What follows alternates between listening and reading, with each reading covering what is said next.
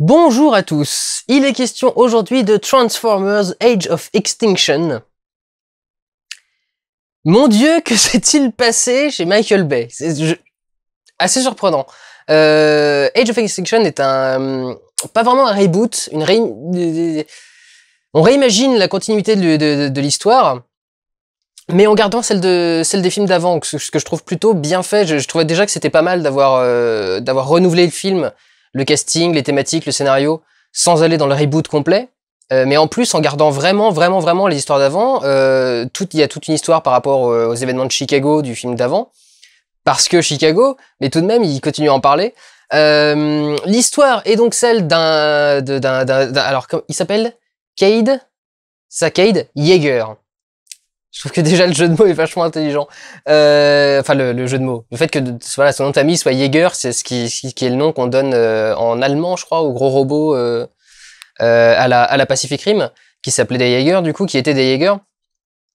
Et c'est un inventeur qui collectionne un petit peu tout, un peu de ferraille, un peu de machin, qui essaye de faire sa marque et de se faire repérer, et qui va débusquer quelque part dans un vieux cinéma. Ce qui est plutôt rigolo, le camion d'Optimus Prime, qu'il va essayer du coup de réparer, de refaire fonctionner. Il va se rendre compte que c'est un Transformers, il va essayer de le ramener à la vie. Ce faisant, il va attirer sur lui l'attention d'organisations gouvernementales qui ont pour but de pourchasser tous les Transformers qui restent sur le sol américain, sans faire de distinction entre Autobots et Decepticons. C'est pour ça qu'il y a tous les posters marquent les règles ont changé. L'idée c'est que on arrive dans une société où, après ce qui s'est passé à Chicago, de toute façon, gentils ou méchants, à partir du moment où ils sont en métal, on a envie de les virer. Et c'est plutôt intelligent. On va revenir vraiment à la critique. Ce film est beaucoup plus intelligent que n'importe quel film Transformers sorti à peu près avant ça. Et globalement que d'à peu près n'importe quel film de Michael Bay, à l'exception peut-être notable de The Island, dans une moindre mesure de Pearl Harbor, qui était une espèce de romance un peu cucu, dégueulasse, mais où ça pétait quand même à la fin avec des explosions, donc c'était quand même pas mal. Et pour celui-ci, je trouve que vraiment, il a complètement réinventé son style. Dans celui-ci, ça commence dans le troisième, dans No Pain No Gain, déjà, il y avait un peu de ça. Je sais pas si c'est la vieillesse, si c'est la maturité, si c'est... je ne sais pas. Il s'est calmé, mais d'une force. C'est incroyable. Alors, quand il détruit des trucs, il continue à détruire des trucs. Hein. C'est quand même son kiff, c'est quand même son gros dada. Mais il insiste vachement sur le scénario. Je trouve que Michael Bay s'est nolanisé. Il a essayé de devenir plus sombre et sérieux, avec plutôt pas mal de succès. C'est-à-dire que ça reste du divertissement de masse un peu basique. Mais tout de même, il y a une recherche, une profondeur, il y a des thèmes abordés qui sont vachement intéressants, sur la bioéthique, sur des trucs comme ça. Oui, je vous parle de Transformers 4. C'est survolé dans le film, c'est pas traité par le film, mais n'empêche que c'est là. Et c'est assez impressionnant. Jusque-là, j'avais vraiment toujours considéré que les Transformers, je pouvais pas les considérer que c'était de la science-fiction. Puisque même s'ils sont appelés les aliens depuis le début, le premier film, et toutes ces histoires d'atterrissage de navettes sur la Lune, etc. J'arrivais pas à dire que Transformers c'était de la science-fiction. Pour moi, c'était une adaptation de licence, presque comme un genre spécifique, une adaptation de licence sur des jouets. Et finalement, le côté alien était, faut bien trouver une explication. C'est le problème qu'il a failli avoir avec les Tortues Ninja, dont il avait dit au début que ça allait être des extraterrestres, et qui du coup il s'est rattrapé après quand l'équipe s'est rattrapée après quand ils ont vu le tollé. Michael Bay n'est que le producteur des Tortues Ninja, il n'est pas du tout le réalisateur. Faut arrêter de dire ça, et faut arrêter de l'accuser de ce qui se passe dans le truc. Un producteur le producteur choisit les décisions du réalisateur qu'il valide, et si le réalisateur est paumé, il va peut-être demander quelque chose au producteur. Mais un producteur, cela dit aux États-Unis, c'est un peu différent. Bon, bref. Je suis en train de m'enliser là, c'est une catastrophe. Donc pour ce qui est des Tortues Ninja, il avait été chercher cette histoire d'aliens, d'extraterrestres. Ça n'a pas marché. D'ailleurs, dans les dernières bandes annonces, ils en rigolent. C'est des extraterrestres? Non, ce serait ridicule. C'est juste des tortues. J'aime bien. Je trouve ça pas mal comme façon de se rattraper. Ils se rattrapent mieux que moi. Et donc du coup, j'ai jamais pu me dire que c'était de la science-fiction. Là, pour le coup, je vois ce film, c'est de la science-fiction. Mais c'est de la pure science-fiction, quoi. C'est que des thèmes et des idées de science-fiction poussées dans des concepts extrêmement loin, parce que on parle d'une génération, enfin d'une race extraterrestre qui est à moitié robotique et à moitié vivante, qui existe depuis des millions d'années. Enfin, d'après le début du film, en tout cas, ils existent vraiment depuis presque les origines de l'univers. Il y a toute une histoire en plus qui est suggérée pour l'instant, mais qui manifestement sera développée dans les suites, parce que je pense que normalement c'est une nouvelle trilogie. Il y a toute une histoire sur les gens, la race qui a créé l'univers et qui a créé les Autobots et qui a créé les humains, qui a l'air de s'annoncer plutôt pas mal. C'est un espèce de... C'est fou, hein, mais je trouve que Transformers a l'air d'annoncer une meilleure réussite dans ce domaine que Prometheus. Je reviens toujours à ça, c'est toujours le traumatisme. Mais c'est dingue, vous regardez le début de ce film, il suggère du coup toute une intrigue basée là-dessus, basée sur une espèce de race de créateurs. On en parle comme ça depuis pendant tout le film. Et ça s'annonce plutôt vachement intéressant et plutôt très cool. Donc au niveau de la science-fiction, pour moi c'est vraiment devenu de la science-fiction, clair et net. Et du coup c'est forcément ultra appréciable pour moi. Après niveau scénario, c'est quand même ultra basique, c'est le cliché du papa qui doit sauver sa fille, qui forcément refuse catégoriquement que sa fille ait une quelconque aventure que ce soit avec qui que ce soit, humain, mort ou vivant, jusqu'à ce qu'elle soit majeure et qu'elle ait son diplôme. Bien évidemment, la petite fille ne lui a pas du tout obéi, mais quand même est vachement bien, a beaucoup de vertus, etc., etc. Donc encore une fois, on va pas chercher très très loin. En fait, on change de clichés, on prend des clichés qui sont plus nobles, qui est le cliché de la famille et de défendre sa famille, qui est toujours plus noble de toute façon que de partir sur un adolescent un peu basique qui va vivre ses histoires d'adolescent avec la famille au-dessus, vue comme par un adolescent, donc vu avec oh ils me font chier, ils me foutent la honte, ils sont ridicules, etc. Donc c'est plutôt c'est toujours aussi basique que ça ne l'a été, mais dans un domaine moins beauf, on va dire tout bêtement, moins basique, moins simplet, moins simpliste. C'est un autre style de cliché, mais qui je trouve marche plutôt bien. J'avais très peur moi du coup que ça essouffle la licence, et en fait c'est plutôt assez drôle. Il y a quelques blagues comme ça qui sont très marrantes. Il y a quelques moments où je pense qu'il y a un tacle à un moment de Michael Bay contre les licences à la Twilight, où du coup la fille de Mark Wahlberg, donc qui a 17 ans et qui sort avec un mec de 20 ans, il lui dit du coup ce sera illégal, j'irai reporter ton copain, etc., je le ferai arrêter, etc. Et l'autre lui dit non, nous au Texas on a la loi Roméo et Juliette.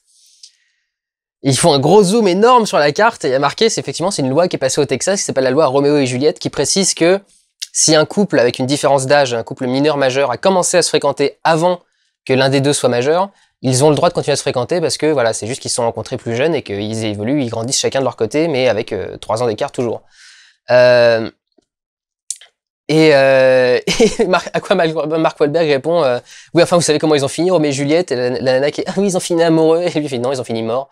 Ce qui est tellement évident. Enfin, je veux dire, toutes ces licences qui font des histoires d'amour impossibles, le principe des histoires d'amour impossibles, c'est justement qu'elles soient impossibles et qu'elles finissent mal. Vous savez, les Rita Mitsuko, les histoires d'amour finissent mal en général. C'est un peu le principe. C'est pas justement de faire des comédies romantiques qui finissent super bien. Donc je trouvais ça plutôt rigolo. Et ce que je trouve vraiment doué, c'est encore une fois d'avoir réussi à conserver l'esprit original tout en le renouvelant à ce point. C'est-à-dire que d'un côté, il y a une réinvention de l'univers qui est vraiment dingue. Moi, je suis vraiment ébahi, je suis sur le cul de voir à quel point ils ont réinventé cet univers et de tout ce qu'ils ont changé à l'intérieur, de tout ce qu'ils auraient pu rater et qu'ils n'ont pas raté. Vraiment, je trouve que ce film est très réussi. Et en particulier de réussir à conserver tout de même le côté un peu con et un peu graveleux des anciens films chez les Autobots. C'est-à-dire que les personnages qui existaient avant ne vont pas changer. On retrouve Willy, le tout petit Decepticon, là, enfin le tout petit Autobot, qui est toujours présent et qui jure toujours comme un charretier, et qui dit toujours des trucs un petit peu graveleux, etc. Sauf que cette fois-ci, au lieu de parler pendant tout le film, il a 3 répliques. On a des personnages un peu nouveaux chez les Autobots. Il y a le personnage alors je crois qu'il s'appelle Drift, qui est un Autobot asiatique, samouraï, qui a plusieurs épées, qui peut se transformer en hélicoptère, en voiture et tout. C'est trop cool. Rien qu'en le racontant, c'est génial. Un robot asiatique qui peut se transformer en hélicoptère et qui a 2 épées qui se transforment en bagnole. En plus, c'est génial. Quand même, qu'est-ce qu'il y a à ne pas aimer là-dedans? Donc ils ont cherché de nouveaux Autobots parce qu'il y en a plein d'anciens qui se font avoir. Du coup, il fallait forcément qu'ils se fassent avoir à cause de cette loi, enfin de ce décret anti-Decepticon. Et du coup, ils restent dans le film avec toujours ce style un peu lourd, un peu rustro, mais en même temps avec des designs qui marchent tellement bien. C'est-à-dire que l'asiatique, il est magnifique, mais il y a, alors je sais plus comment s'appelle le deuxième. Ils ont presque fait un Autobot nain.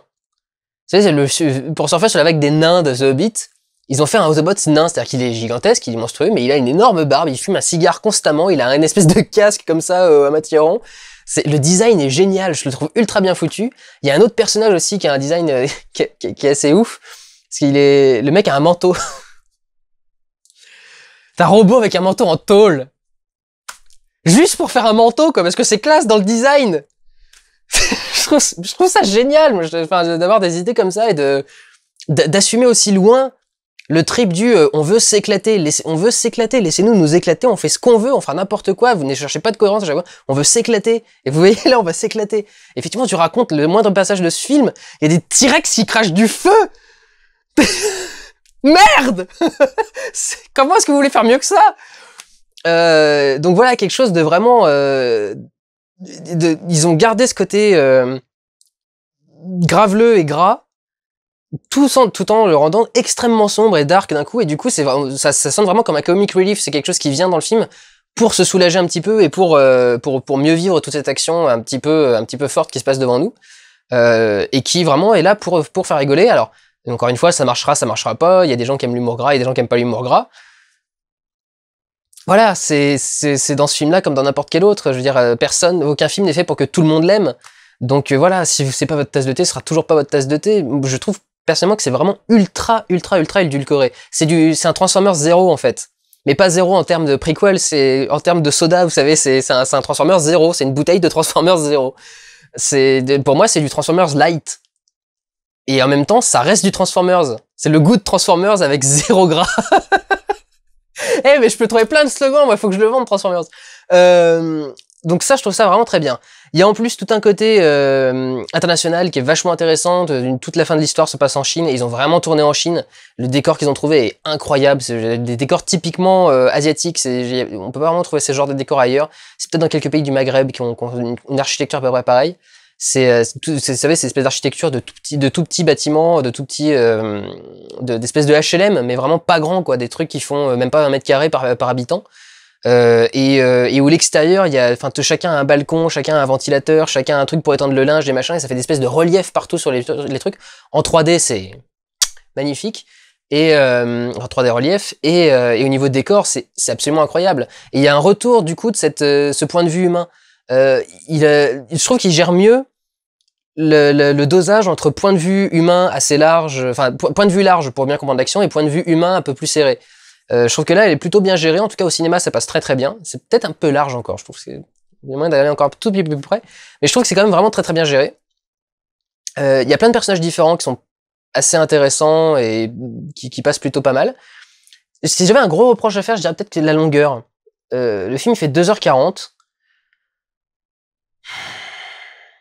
Sachant qu'en plus, il y a au moins 40 minutes d'exposition cette fois-ci, donc c'est bizarre. Mais pour le coup, je trouve que ça devient un peu trop long et qu'on pourrait facilement en couper. Il y a un moment où ça devient...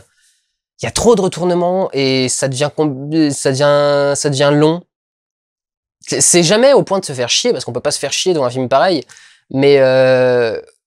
quoique si, je suis sûr qu'il y en a qui vont me dire qu'ils sont fait chier, mais pour moi, on peut pas se faire chier dans un film pareil. Et... c'est juste ça commence à faire beaucoup. Là on a déjà 3-4 histoires qui sont en train de se traîner. Là, une fois qu'elles sont résolues, ce serait bien que ça se termine, que vous en remettiez pas encore une couche au-dessus. Bon, malheureusement, il en remet 1 ou 2, mais quand même, au final, c'est quand même plutôt bien géré, c'est plutôt adroit, plutôt bien foutu. Et pour revenir, finir quand même rapidement sur les espèces de thèmes science-fiction qui sont abordés, tout le personnage alors je sais plus comment il s'appelle, le patron de KSI, l'entreprise du truc, il y a un dilemme moral qui est plutôt intéressant, et surtout, même si le film ne traite pas le sujet, parce que évidemment, ils se posent pas vraiment la question, ils en parlent vite fait, ils évoquent le sujet rapidement, mais il s'agit pas de de présenter un concept. En plus, qu'est-ce qu'on en a à foutre de débattre de bioéthique pour l'instant, on n'en est pas encore à traiter des trucs extraterrestres. On peut en parler pour les cellules souches, mais ça ne concernera pas le film. Mais c'est quand même présent, c'est-à-dire qu'on le voit, il y a des choses dures dans ce film. On voit toute une scène de traque d'Autobots avec un personnage donc qui était Ratchet, je crois, qu'on voit depuis 3 films, qui est un personnage qui était plutôt sympathique, qu'on a déjà vu se battre et auquel on a pu s'attacher, entre guillemets, pour ce qu'on peut s'attacher à un Transformers. Et il y a des scènes de massacre de Transformers qui sont très violentes, qui sont très très claires. Et surtout, ce qui vraiment devient dur, c'est quand les Autobots eux-mêmes voient ce genre de choses et qu'ils voient vraiment ce qui se passe. Et je trouve que là, il y a un côté... Je crois que c'est ça, en fait, l'évolution principale du film. C'est qu'on est parti d'un truc de baston et de conflit un peu basique à une notion vraiment de justice, de justicier. C'est ça aussi qu'il y a une nolanisation de Michael Bay. C'est que... ils deviennent vraiment des redresseurs de tort. C'est plus des gens qui sont sur un terrain pour se battre avec l'armée, c'est des redresseurs de tort, c'est des justiciers. Et je trouve que c'est ce qui amène ce côté extrêmement neuf, mature et sombre à l'histoire. Et c'est ce qui est extrêmement bien géré.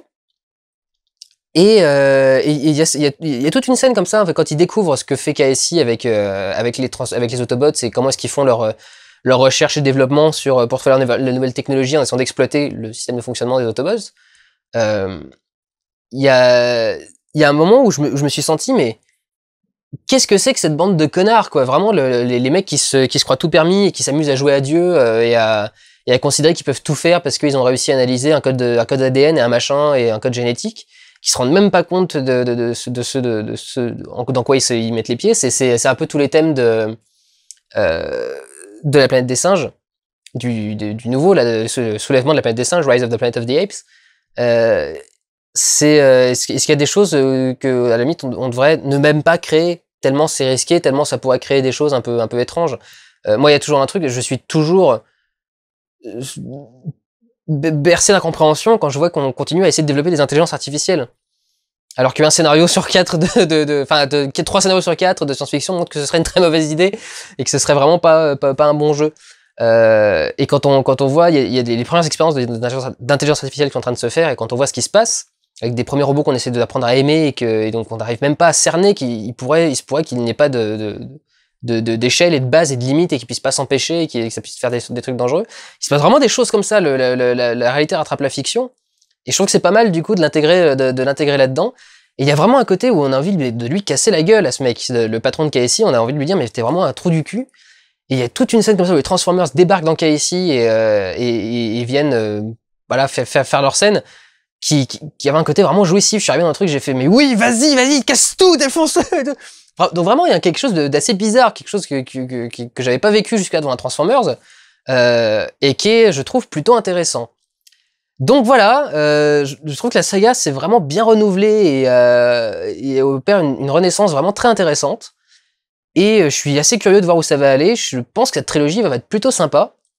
Et oui, alors Michael Bay, je sais pas si c'est la vieillesse, si c'est les critiques qui commencent à rentrer, si c'est simplement un ras-le-bol et envie de changer de style ou quoi que ce soit, mais il y a une évolution dans son travail qui est assez dingue. Je pense qu'il a envie de montrer qu'il est capable de plus que ça, et je crois qu'il y en a ras-le-bol de se ramasser des trucs dans la gueule. No Pain No Gain, c'était typiquement ça. Je veux dire, No Pain No Gain, c'est vraiment montrer que le mec a développé, aime tous les muscles développés, y compris celui du cerveau, et qu'il a essayé vraiment de faire son film d'auteur et son film à thème qui parle vraiment d'un sujet qui est le rêve américain. Et je crois qu'avec ce film-là, il essaie de montrer qu'il peut aussi faire du divertissement de masse, de meilleure qualité. Et de bonne qualité. Pas un truc un peu beauf et aura des pâquerettes, mais un truc qui vraiment va avoir un peu au-dessus et qui est vraiment pas mal. Et tout ce qu'ils ont créé, le design du vaisseau je sais plus comment il s'appelle, c'est de Marauder ou je sais pas trop quoi, enfin il y a une espèce de grand méchant là qui les traque, qui est génial, et plein de concepts qu'il a trouvé. Vraiment, j'étais très surpris de tout ce que j'ai trouvé dans ce film, que je m'attendais absolument pas à y voir, et d'à quel point c'était vraiment bien représenté, parce qu'on peut pas parler de traitement, mais bien représenté, et ça fait quand même du bien, et c'est plutôt sympathique de voir ça. Donc voilà, 2h40 de divertissement de plutôt bonne qualité, je peux vous encourager à aller voir ça. voilà, écoutez, on va s'arrêter là. Prenez soin de vous, allez voir des films. Ciao!